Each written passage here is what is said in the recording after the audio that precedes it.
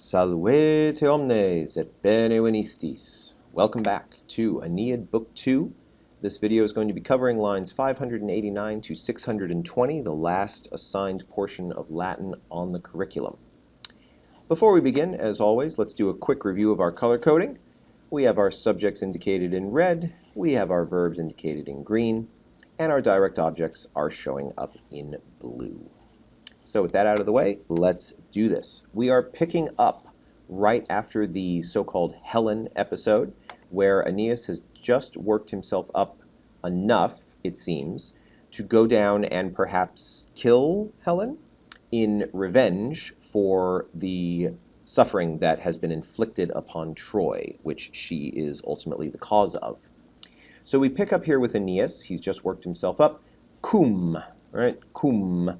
And as ever with cum, we do a quick check. It's obviously not being followed by an ablative, so we do a quick verb check. We see indicative, and we immediately know exactly how to translate cum. It means when. So, when, and then we do a quick read through all the way down, and we notice that our subject does not actually show up until all the way down here, alma parens, although it is referenced here with Clara, but we'll come to that in just a second. Let's get a sense of what's going on. My gentle or nourishing parent. So we're going to be talking about Venus. What does she do? She presents, right, herself. She presents herself. Now, this dative here, mihi, she presents herself to me as an indirect object. Probably, possibly. But we notice that se is being described by the gerundive out here, videndam. So we might understand this to be my nurturing parent revealed herself to be seen, the gerundive, translated passively, to be seen by me. There's no particular reason to say one over the other, but either one would work. So we have a dative indirect object with obtulit, or perhaps we have a dative of agent with the gerundive, which is also standard. So she revealed herself to me. Now let's deal with this expression here with Clara. Quick note, the oculis right here we can see is not in the accusative case. Therefore, this ante that we read is not the preposition, so it's not before my eyes. It is instead being used adverbially. So we will understand this as something like never before so clear. All of these things are working up to Clara.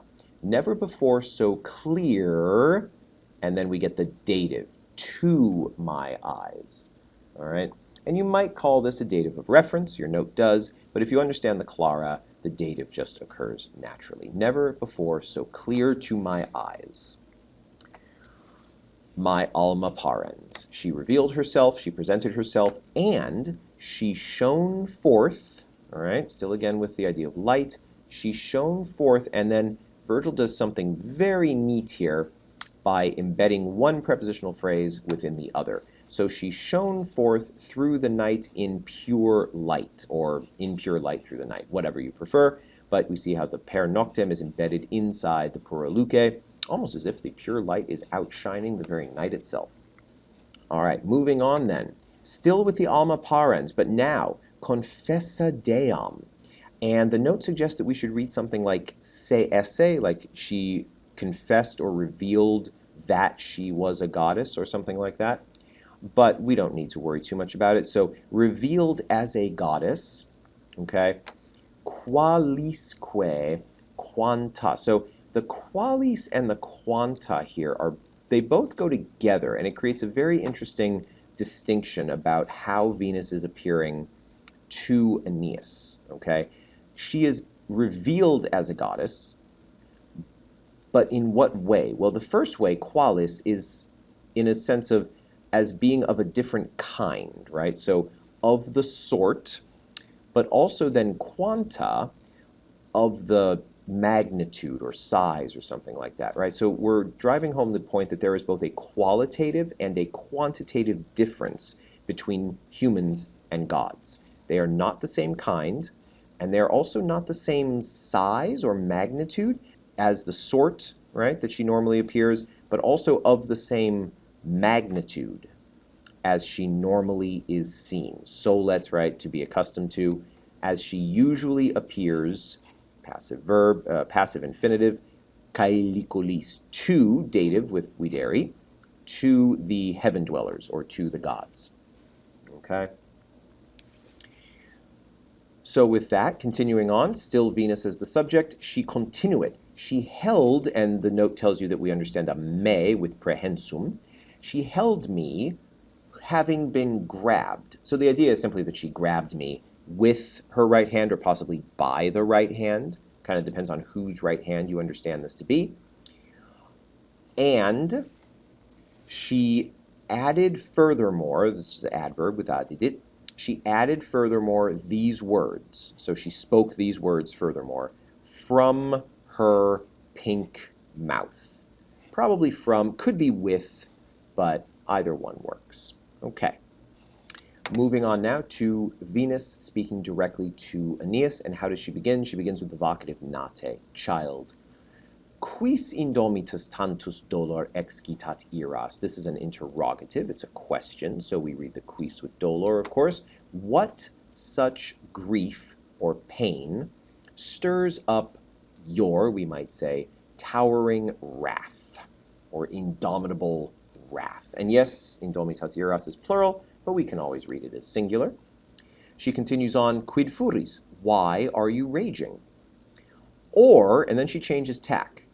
Quonam nostri tibi cura recessit? Where has, we might say, because perfect tense verb, where has your concern, this tibi, dative of reference, goes with cura, where has your concern for nostri? This is an objective genitive, all right? So it's not concern of, it's concern for, but it's an objective genitive.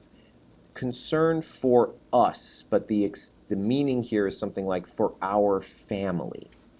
Where has your concern for our family gone? All right, so we see now that Venus is chiding Aeneas, that he has not been thinking about his family, and she continues on in the same vein. Non prius aspicies, and it is a question, will you not first look, you might say at, because then we get an indirect question here with the ubi. Will you not first look at where you left? This is a perfect subjunctive. We know it's subjunctive because we're in an indirect question, and then the form here is perfect tense, which is a rare form of the subjunctive to see. Will you not first look at where you left Anchises, your father or parent, tired with age? All right, this ablative aitate goes with thesum. All right, he is tired with age, or tired on account of his age. Continuing on, another question, only this one is not triggered by the ubi, it's actually triggered by the enclitic ne, the interrogative enclitic, just for general questions. Does your wife Creusa yet live? And does your son Ascanius? All right, because Aeneas apparently does not know if they do or not. Continuing on then, Venus reveals something to Aeneas that he did not know. Graiai Achies, the Greek battle lines, undique, on all sides, errant circum quos omnes. So you see the quos omnes here, but they're not indicated in blue as direct objects. That is because they are technically the objects of the preposition circum. Okay, we've seen circum be not a preposition, we've seen it be adverbial, but here it is the preposition with quos omnes. And quos, of course, is referring to the people that we just talked about, Ascanius, Anchises, and Creusa. Interesting fact, that does not make this a relative clause. All right, it's simply standing in for eos, or maybe hos. So they're surrounded on all sides. The Greek battle lines surround them on all sides, wander around them. So the idea is they haven't found them yet. And then we learn something else. Ni mea cura resistat, ni is nisi, if not or unless. Unless or if not for my concern standing in the way or blocking, okay? So if my care was not blocking it, already the flames would have, we have to say, right, because this is not what has happened so far, the flames would have consumed them or carried them off, okay? And a hateful sword, or the enemy sword, would have drank them. The idea of being drank there, or drained them. All right.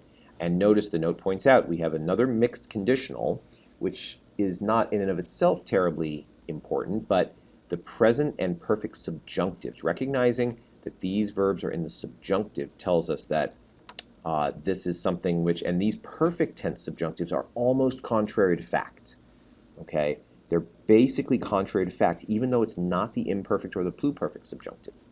All right? Probably because the first part, ni mea cura resistat, is in the present subjunctive. If my attention was not pushing them back, then they would have died. Okay, continuing on.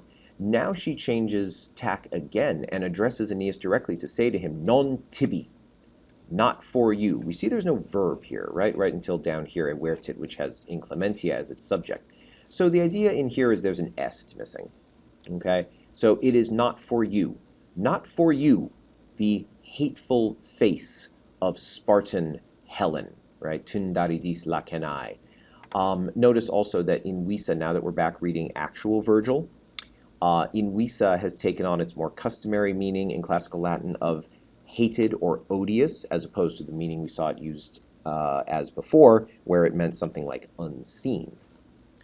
So not for you the hateful face of Spartan Helen, nor, because non, right, nor for you is Paris to be blamed. So the idea here is that it's not your job to seek vengeance for Paris or for Helen. Instead, and then there's a break here, and we move on to a whole new topic. Divum inclementia, divum clementia, the harshness of the gods. And we see divum repeated again for emphasis. Of the gods has overturned these resources, which is, of course, referring to the city itself, has overturned the city of Troy, the wealth of Troy, and lays low Troy, stated plainly, from its peak or from its height. And we've seen this before. Okay, so now Venus addresses her son directly with a command, with an imperative, aspike, look. And then she goes on to talk about namque omnem nuberipiam. Okay, this is how this works, and then everything in here is actually a relative clause that's going to be talking about the nubem. All right, so we have to start out here. Look, for I will snatch away, future tense, I will snatch away the whole cloud. And then this is a very interesting idea because it's a cloud which now, something like, has been drawn over you. Here's the tibi, right, to go with the obducta, all right? It has been drawn over you tuenti. So tuenti looks at tibi, it modifies tibi. It has been, this cloud has been drawn over you as you look or as you watch. And this cloud, which has been drawn over you, blunts, that's literally what hebeto means, blunts mortal vision. And it is apparently a moist cloud, we get that extra bit of information there, darkens, still with mortalis visus, mortal vision, circum, adverbial here, not the preposition, all around. All right? So the idea is, very interesting idea, that mortal vision is clouded or blocked in some way from seeing the world as it actually is. And Venus is going to pull back that cloud and allow Aeneas to see the world as it actually is. And then, because this apparently is going to be frightening for Aeneas, she has to tell him to, this is just continuing on, you now, ne time, the ne goes with the time here for a negative command, and neu, which is just newe, right, and also, or in this case, we have kind of a neither nor going here. Neu recusa, same exact thing. So, you do not fear, so the qua here is something like in any way. Do not in any way. Because remember, after ne, after si, nisi, numa, ne, Ali takes a holiday. So this is actually aliqua. Do not fear the orders of your mother, of your parent. Do not fear my commands, nor, all right, also, do not refuse to obey the commands. All right, praeceptum is the same thing. It's advice or instruction, so it's a command, right? Do not refuse to obey the advice that I am giving you or the commands that I am giving you. Do not fear the orders of your parent. And so, now that the cloud has been pulled back from Aeneas's eyes, we can see what he sees. And it's quite impressive. Heek, okay, over here, and then there's just a ton of stuff happening, all right? But ultimately, we see that Neptunus is showing up. So here, ubi disjectas moles avulsa quisaxi saxa vides, where you see two things happening: masses being thrown apart or asunder, and rocks being torn off from rocks. All right, an ablative of separation with avulsa. See the avulsa meaning ab, away from. Okay, and still with vides, you see literally something like waving smoke or undulating smoke. It is smoke that is moving like a wave with dust mixto, pulvere mixto, with dust mixed in. All right, so the undantem is modifying the fumum, and the mixto is modifying the pulvere. All right, so over here where you see all this, Neptune. All right, Neptune, and then we have to come all the way down here to find what Neptune is doing. He is quatit.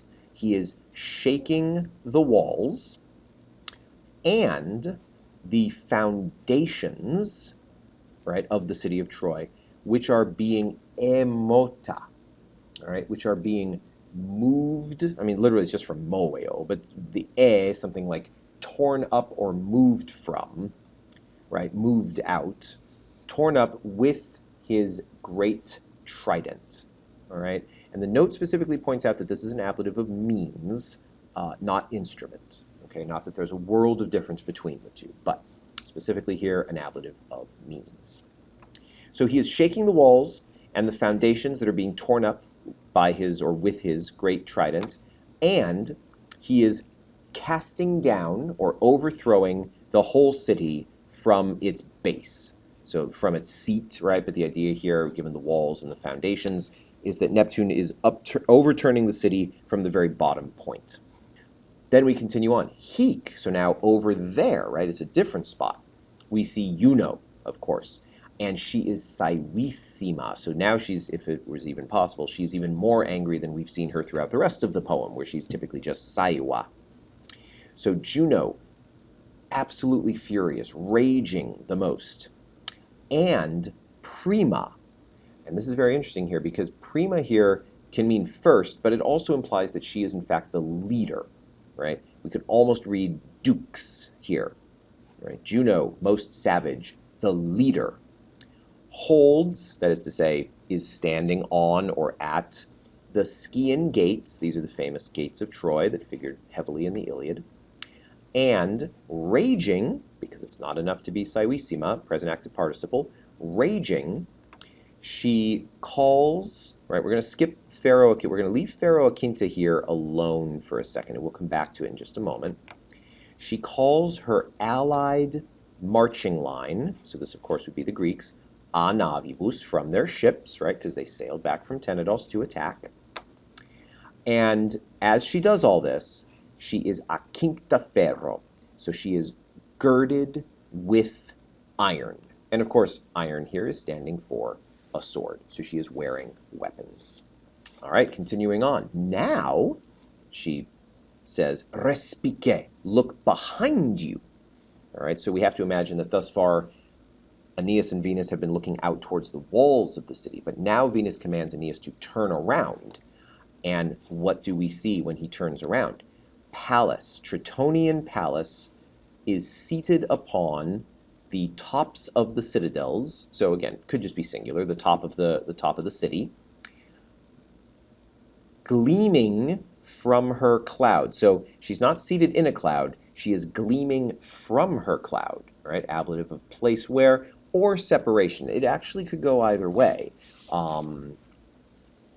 You can decide which one you like better. And Gorgone Saiwa. Now, a quick note about Gorgone Saiwa. I have this indicated right here as a subject because it is at the end of a line.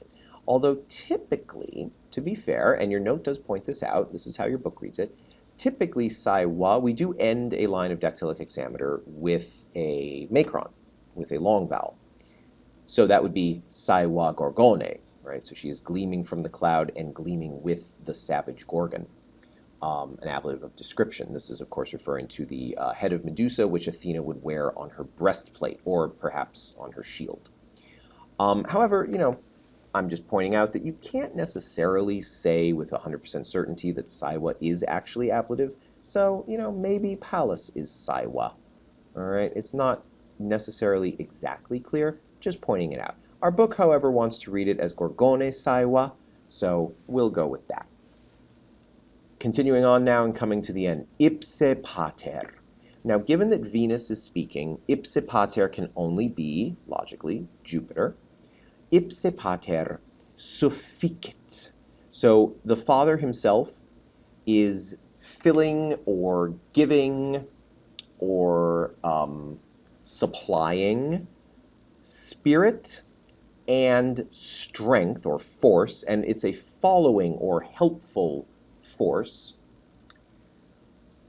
to the Greeks, Danais, right, a lovely dative because of sufficit, and ipse, still ipse pater, still Jupiter, ipse is suscitat. So Jupiter himself is arousing or exciting or encouraging the gods in, now this in, Dardana Arma, this is accusative, so this in means against, all right, against Trojan arms. So not only is Jupiter lending some sort of physical, spiritual power to the Greeks in their fight, but he is actively encouraging at this point the gods to go and attack Troy. And so now we come to the end, and Venus ends as she began with Nate, oh my child, eripe nate, and eripe fugam, seize your flight, so run away, seize your opportunity to escape, and impone finem labori, put an end to, we see the dative here, to this suffering, right? Once again, like we've seen before, earlier in Book 2, labor does not always mean work. It very frequently in the Aeneid will mean suffering. Put an end to this suffering, right? Because Aeneas has spent the last several hundred lines trying in vain to save Troy and the Trojans. And Venus is now telling him to stop.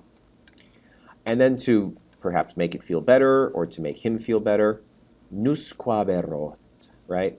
I shall never be apart, we can supply from you. I shall never be apart from you, and I shall place you, both of these are future tense, right? I shall place you safe, tutum te. I shall place you safe upon, right, patrio limine, the threshold of your fathers or of your fatherland, right? Because this is an ambiguous phrase here, this patrio limine. It could mean the door of your father's home, because now you have to go collect your family, but it can also mean the shores of your new land that you are going to have to go and find, right? As Hector had shared with Aeneas earlier in his dream. All right, and that is it for this portion, and this is it also for the AP curriculum assigned in Aeneid 2. So next, when we come back to the Aeneid, we will be in Book 4 with the love story and tragedy of Dido. Maximus gratias et valete.